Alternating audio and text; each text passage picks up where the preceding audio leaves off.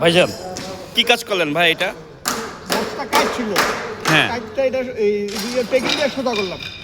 সোজা করলেন এটা ঝালাই দিয়ে, মানে এর চাকাও কি নষ্ট হয়ে যায় নাকি ট্রেনে? হ্যাঁ, নষ্ট হয়, চাকা ও চাকাও চেঞ্জ, হুইল চেঞ্জ কতদিন পর পর করা হয় ভাইজান? মিনিমাম কত বছর চলে একটা চাকা মিনিমাম? আপনার 2 মাসও খারাপ হইতে পারে, আবার 6 মাসও চলতে পারে, 1 বছর যায় না একটা চাকা? 1 বছরও যেতে পারে। চাকার কোনো গ্যারান্টি নেই। জি, ধন্যবাদ ভাইয়া।